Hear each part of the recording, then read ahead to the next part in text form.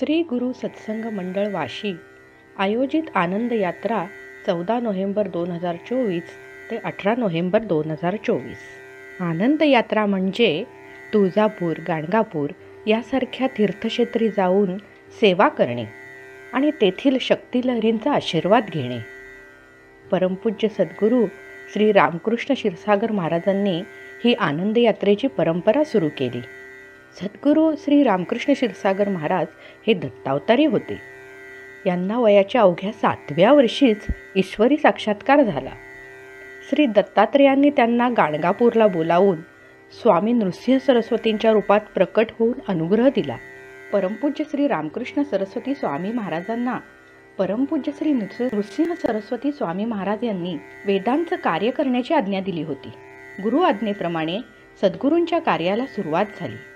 अहिल्यानगर म्हणजेच पूर्वाश्रमीचे अहमदनगर येथे दत्त देवस्थान ट्रस्टची स्थापना झाली. तसेच विविध शहरांमध्ये गुरुदेवांनी सत्संग मंडळाची स्थापना केली.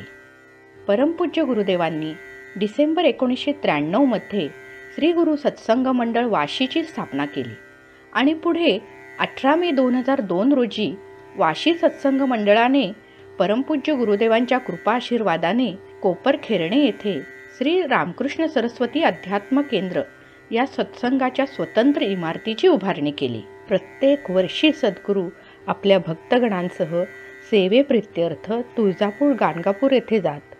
ती परंपरा वाशी सत्संग मंडळातर्फे सद्गुरू कृपेने अखंड चालू आहे. आनंद यात्रेमध्ये प्रथम सद्गुरू तुळजापूरला जात. पहाटे तुळजाभवानी मातेची सिंहासन पूजा करीत. सिंहासन पूजा म्हणजे देवीला सिंहासनावरच संपूर्ण शरीराला श्रीखंडाने लेपन करणे आणि मग तिला सर्व पूजा समर्पित करणे.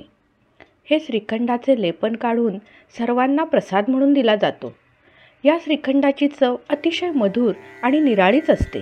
गुरुदेव दरवर्षी देवीला महावस्त्र म्हणजेच शालू किंवा पैठणी, तसेच सोन्याचे मंगळसूत्र, चांदीची जोडवी, प्रसाद अशी सेवा अर्पण करून चांदीचा दिवा किंवा निरांजन समर्पित करायचे आणि मग पुढे मुक्कामी गाणगापूरला पोहोचत असायचे. हा त्यांचा नियमच होता. या परंपरेप्रमाणेच वाशी सत्संग मंडळाने भवानी मातेचे दर्शन घेऊन तिला सौभाग्य अलंकार आणि महावस्त्र अर्पण करून सेवा केली. सुंदरी माधवी चंद्र सहोदरी हेममयी मुनी गणवंदित मोक्ष प्रदायिनी मंजुळभाषिणी वेदनुते. तुळजापूर नंतर आपल्या भाबड्या भक्तांची वाट बघत एका विटेवर उभा असलेल्या विठुरायाचं दर्शन घ्यायला सर्वांनी पंढरपूरच्या दिशेने प्रयाण केले. गुरुदेव विठू माऊलीबद्दल भक्त मंडळींना सांगत की पांडुरंग म्हणजे पांडुरक्या रंगाचा, सावळा म्हणजेच षडरिपूंना वळवणारा सावळा. विठ्ठल हे तसे शिवाचेच रूप आहे. शिवाने डोक्यावर अर्धचंद्र धारण केलेला आहे. या ठिकाणीही मूळची भीमा नदी वाहते, परंतु पंढरपुरात ती चंद्राकार आकाराने वाहते. त्यामुळे याच भीमा नदीला पंढरपुरात चंद्रभागा असे नाव पडले. या दृष्टीने विचार केला तरीही डोक्यावर चंद्र धारण केलेला सावळ्या रंगाचा तो साक्षात शिवच आहे. फक्त विठ्ठल स्वरूपात बौद्ध रूपात तेथे तो उभा आहे. हे शिवाचं लिंग असल्याचा दुसरा पुरावा म्हणजे त्याला जो टिळा कपाळी लावला जातो तो अर्धगोलाकार व मग खाली लांबड झालेला आहे. शिवलिंगाप्रमाणे टिळ्याचा आकार दिसतो.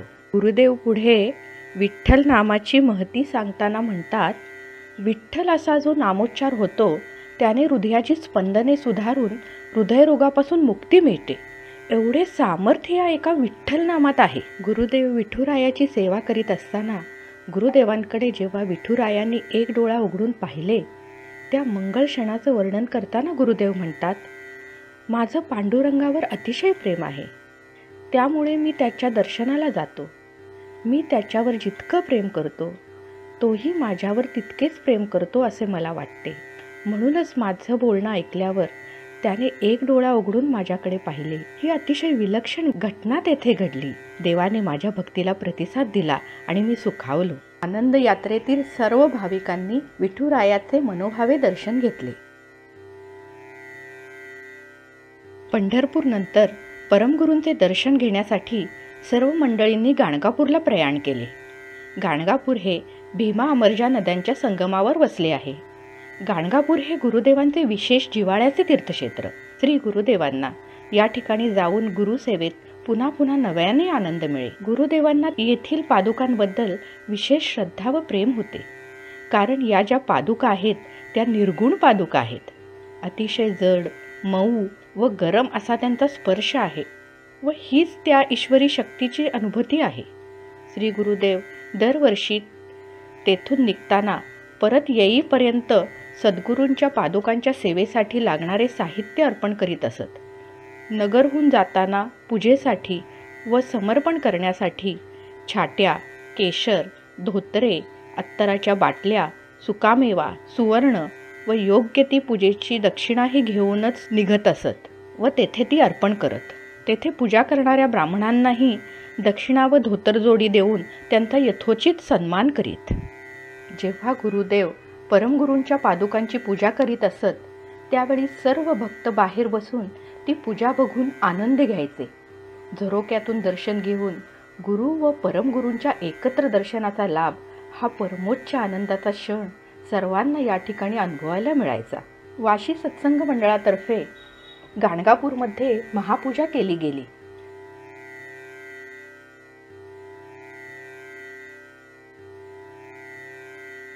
तसेच सत्संग मंडळाची बैठकही गाणगापूरला संपन्न झाली.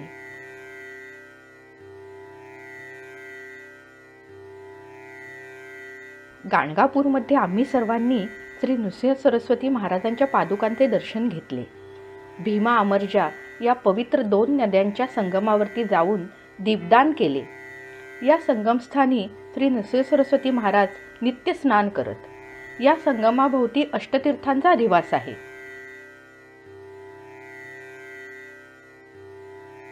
गाणगापूरमध्ये पालखी सोहळा अद्भुत असतो. पालखीच्या स्वागतासाठी पालखी मार्गावर रांगोळी आणि पायघड्या घालून सुशोभीकरण केले जाते. सत्संगातर्फे पालखीसाठी रांगोळी सेवा केली गेली. आम्ही सर्वांनी या पालखीचे दर्शन घेतले. माधुकरी भिक्षा किंवा अन्नदान सेवा ही श्री क्षेत्र गाणगापूर येथे केली जाणारी एक महत्त्वपूर्ण सेवा आहे. दररोज 12 ते 12:30च्या सुमारास श्री दत्त महाराज भिक्षा मागण्यासाठी गावात येतात. म्हणूनच या ठिकाणी येणारे दत्तभक्त यथाशक्ती अन्नदानाचा कार्यक्रम करतात. मध्याह्न प्रहराला सत्संगातर्फे सर्वांनी अशी ही माधुकरी सेवा केली. श्री गाणगापूर क्षेत्राच्या पूर्व भागात श्री कल्लेश्वर मंदिर आहे. हे जागृत शिवालय म्हणून प्रसिद्ध आहे. येथे नृसिंह सरस्वती महाराजांनी स्वतः शनिशिळा स्थापन केली आहे.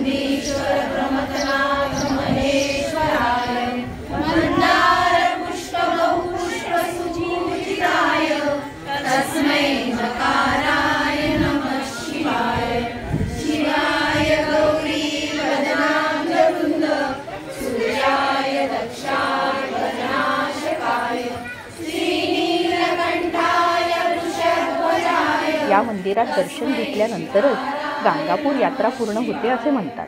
आम्ही सर्वांनी कल्लेश्वर मंदिरामध्ये जाऊन दर्शन घेतले. श्री गुरुदेवांनी सर्व शिष्यांना बजावले होते की गाणगापूरहून सरळ आपापल्या घरी जायचे, कारण या यात्रेतील पवित्र लहरी आपण आपल्या घरी घेऊन जायच्या आहेत. हा नियम आम्हा सर्वांना त्यांनी घालून दिला.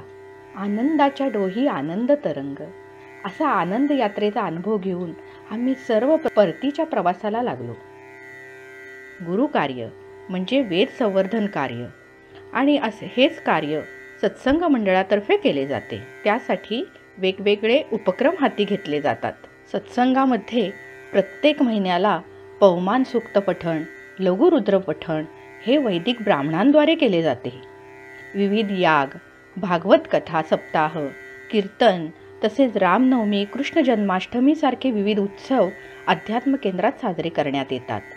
प्रसार सेवा, आनंद यात्रा असे बरेच उपक्रम सद्गुरू कृपेने सत्संग मंडळातर्फे अविरत चालू आहेत.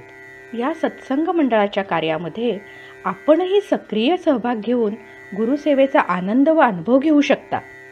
यासाठी या सत्संग मंडळाचा पत्ता इथे देत आहोत. अशा आनंद यात्रा सद्गुरू आमच्याकडून अखंड करून घेऊन ही आम्हा सर्वांची सद्गुरूचरणी प्रार्थना.